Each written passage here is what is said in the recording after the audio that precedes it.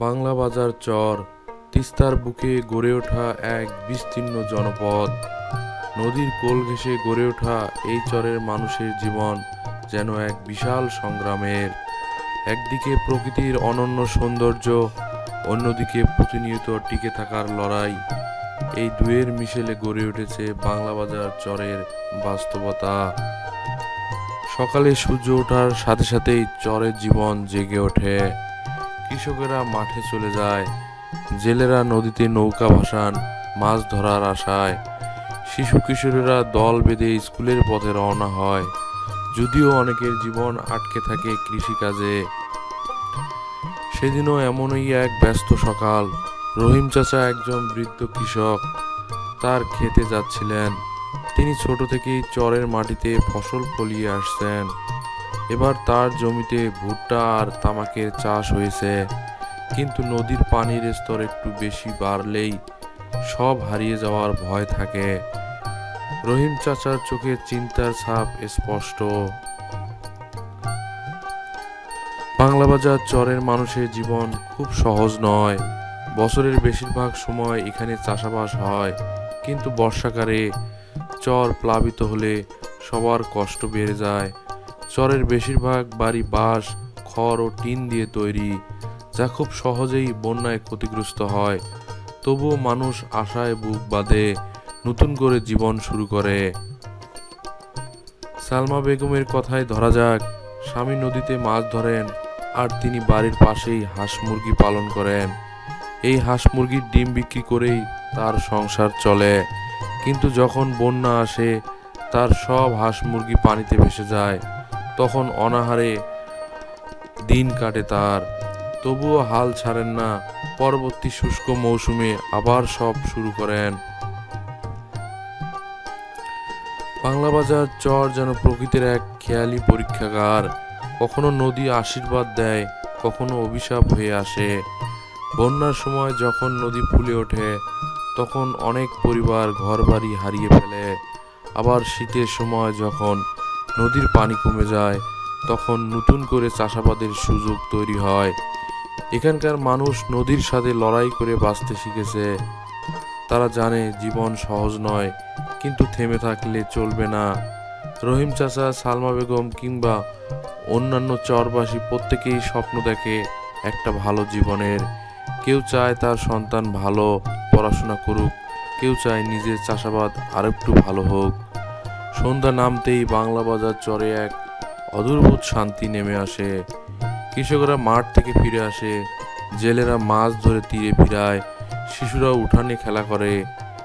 এই চরবাসীরা জানে না আগামীকাল কি অপেক্ষা করছে তাদের, একটা নতুন সম্ভাবনা নাকি একটা নতুন বিপদ। কিন্তু তারা থামে না।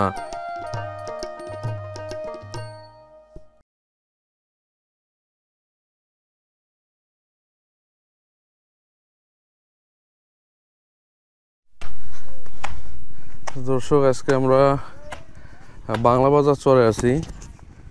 তো এই যে দেখেন, সামনে দেখতেছে, সামনে মাছ মারতেছে, পালো দিয়ে মাছ মারে। চাষি কি করেন এখানে? এ মাছ এরম হয়েছে কেন? ওষুধ? হায় হায় রে, কতগুলো মাছ হয়েছে দেখেন, নষ্ট হয়েছে। খালি ট্যাং না, গোলসা না, এই যে ট্যাংরা গুলশা, নদীর ট্যাংরা গুলশা দেখেন, ওষুধ দিয়ে ওই যারা মাছ মারতেছে ওরাই ওষুধ দিছে না, শত্রুতা করে দিছে। এই সরো,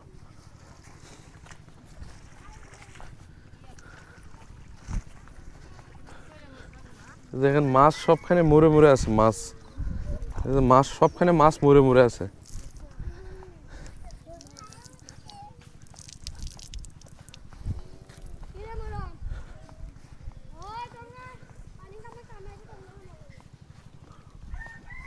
এখানে যে পালো দিছিল, পালো তুলে এই যে জাল দিয়ে এখন মাছ মারতেছে।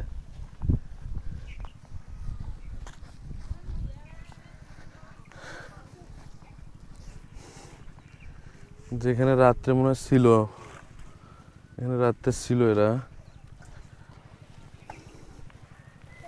এই দেখেন কত মাছ মারা গেছে।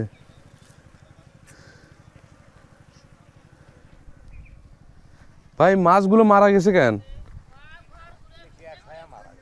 গ্যাস হয়ে মারা গেছে? গ্যাস হয়ে মারা গেছে না কেউ ওষুধ দিছিল? কেউ দেয় না? ও, এই যে মাছ মারতেছে, এই অবস্থা হলো। কতগুলো এই যে সব গোলসা ট্যাংরা। আরে সব আমারটা শেষ।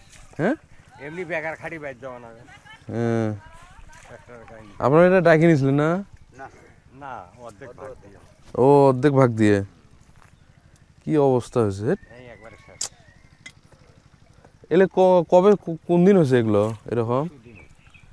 তো এই মাছ তো আর এখন খাওয়া যাবে না। না না, তো এই দেখেন এটা মানে গ্যাস গ্যাস হয়ে এই মাছগুলো সব মারা গেছে। এই যে দেখেন সবগুলো মারা গেছে। অনেক মাছ ছিল, যা দেখতেছি এই যে সবখানে মাছ মরে মরে আছে। দেখেন ভাসে ভাসে আছে, ছোট বড় সব মাছ। এই যে দেখেন এগুলো এখনো জ্যান্ত আছে।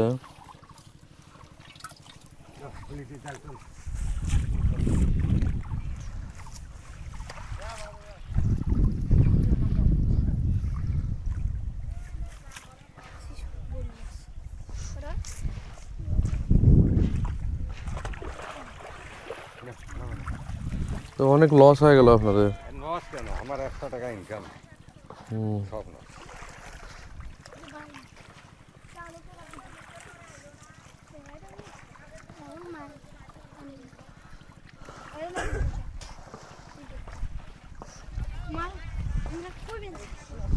সব মাছ দেখেন মরে গেছে। মানে পুকুরে গ্যাস হয়ে সব মাছ মারা গেছে।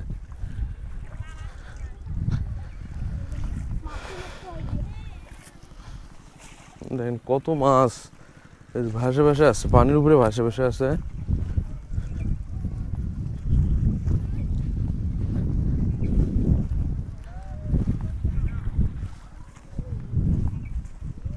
এই দেখেন সব মাছ পানির উপরে, গোলসা ট্যাংরা, সব সব ট্যাংরা আর গোলসা ট্যাংরা। আর এই যে মাছ যে মারা গেছে এলে আপনারা আগে দেখেন নাই, পান নাই কিছু? মানে যেগুলো খাওয়া গেছে না, এগুলো তো আর খাওয়া যাবে না। এগুলো তো গ্যাস হয়ে গেছে, মানে একবারে নরম হয়ে গেছে।